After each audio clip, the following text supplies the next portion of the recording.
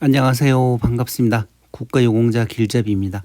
이번 시간은 이 앞에 영상들, 그러니까 국가유공자를 신청을 하게 되면 제일 먼저 요건 심사 현황을 합니다.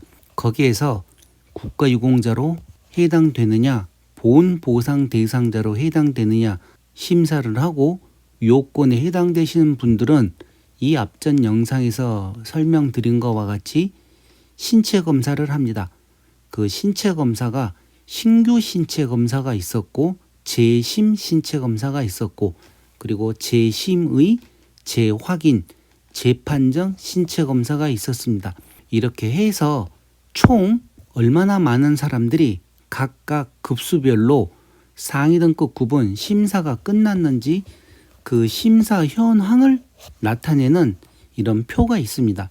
그래서 이번에는 2022년 1월 31일 기준과 2021년도에는 총 얼마나 많은 심사가 있었는지 그 전체적인 내용을 한번 살펴보는 시간을 갖겠습니다.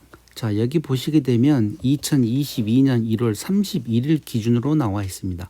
자, 먼저 국가유공자와 보훈보상 대상자로 구분되는데, 국가유공자에는 전상군경, 공상군경, 공상공무원, 4.19 혁명 부상자, 고엽제 후유증, 지원공상군경, 지원공상공무원, 특별공로상의자, 6.18 자유상의자로 구분이 됩니다.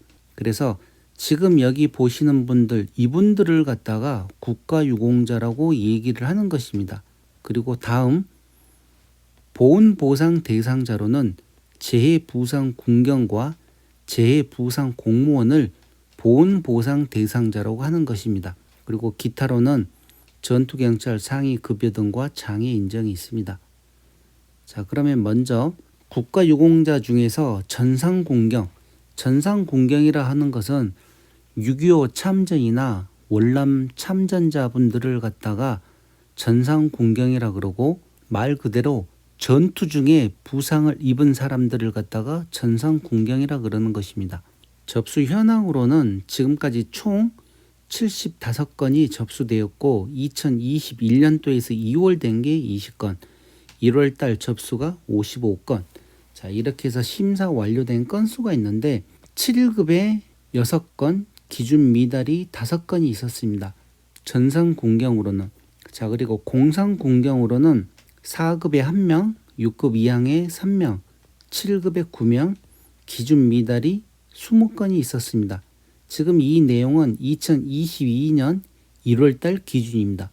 자, 그리고 공상공무원으로는 6급 1항에 1건이 있었고, 고엽제 후유증을 보시게 되면 1급 사망에 2건, 2급에 1, 3급에 49, 5급에 4건, 6급 1항에 43, 6급 2항에 82, 6급 사망에 26, 7급에 47, 그리고 기준 미달이 92건이 있었습니다. 고엽제 후유증입니다. 고엽제 후유증이 아니라 고엽제 후유증을 국가유공자라고 부르는 것입니다. 자, 그리고 보훈보상 대상자 중에서 재부상군경으로 5급에 3명, 6급 1항에 1명, 6급 2항에 3명, 7급에 15명, 기준 미달로 72건이 있었습니다. 자, 이렇게 상위 등급 구분 심사 현황 2022년 1월 31일 기준까지 살펴보았고, 그러면 2021년도에는 얼마나 많은 상위 등급 구분 심사가 있었는지 그 내용을 한번 살펴보겠습니다. 자, 여기 이 내용을 보시게 되면 2022년 12월 31일 기준까지 해서 총 연간 누계를 나타내는 내용입니다. 상위 등급 구분 심사 현황으로. 그래서 전상군경으로 총 이와 같은 급수 심사 현황이 있었다는 내용을 보시고, 그 다음에 공상군경으로 이와 같이 심사 완료된 건수가 있었습니다. 그리고 공상공무원, 4.19 혁명 부상자, 고엽제 후유증, 지원공상군경, 지원공상공무원, 특별공로상의자, 6.18 자유상의자, 그리고 보훈보상 대상자로 재부상군경이 이런 내용들이 있었습니다. 자, 그래서 이런 내용들 중에서 지금 제 영상 중에서 이렇게 월남 참전하신 분들이 많기 때문에 이 고엽제 후유증에 대한 전체적인 내용만 하나 설명을 추가로 해드리겠습니다. 2021년 1년 동안 총 접수된 건수는 6,709건이었습니다. 그 중에서 심사가 완료된 건수, 그러니까 고엽제 후유증으로 2021년도에 1급 사망으로 7건이 심사가 완료됐었고 2급으로 20건, 3급으로 867건, 4급으로 32건, 5급으로 297건, 6급 1항으로 681건, 6급 2항으로 1335건, 6급 3항으로 446건, 7급으로 1105건, 그리고 기준 미달이 1600건이 있었습니다. 자, 고엽제 후유증으로 이렇게 총 6390건의 심사 완료된 건수 중에서 기준 미달이 1600건이 있었는데, 이렇게 심사가 끝난 분들은 제가 이 앞전 영상에서도 설명드렸듯이 이분들은 다시 기준 미달된 분들입니다. 기준 미달되신 분들은 다음에 상태가 더 악화되거나 아니면 수술을 했을 경우에는 6개월이 지난 다음에 재확인 신체 검사를 또 신청을 하시는 것입니다. 한번 기준 미달되었다고 그래가지고 나는 안 되겠다 포기를 하지 마시고, 기준 미달을 되어도 정보 공개 청구를 해서 뭐 때문에 기준 미달이 되었는지 거기에 상세하게 나옵니다. 그러면 그 부분을 더 보완을 해서 다시 재확인 신체 검사를 하게 되면 7급을 판정받으실 수도 있고 6급, 5급 순서적으로 상위 등급을 판정받으실 수 있기 때문에 포기하지 마시고 가족들과 함께 공부를 해서 다시 재확인 신체 검사를 해보시기 바랍니다.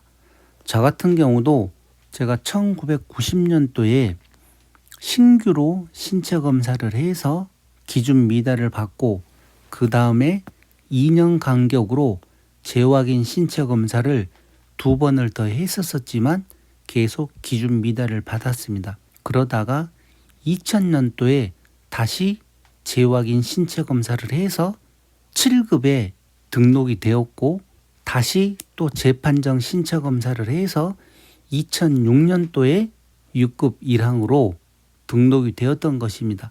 그래서 이런 과정들을 제가 다 알고 있기 때문에 지금 이렇게 영상으로 만들어 드리면서 설명을 해 드리는 것이니, 이와 같이 기준 미달되신 분들 절대 포기하지 마시고 뭐가 문제인지 아니면 어떤 부분이 부족한 것인지 그런 내용들을 잘 알고 나중에 다시 꼭 재확인 신체 검사를 해서 좋은 결과를 받으시기를 바라겠습니다.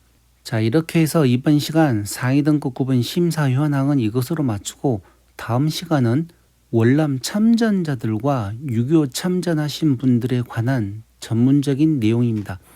고엽제 후유증과 고엽제 후유의증에 대한 질병 내용과 그리고 지금 현재 총 월남 참전자 현황에 대한 내용도 있습니다.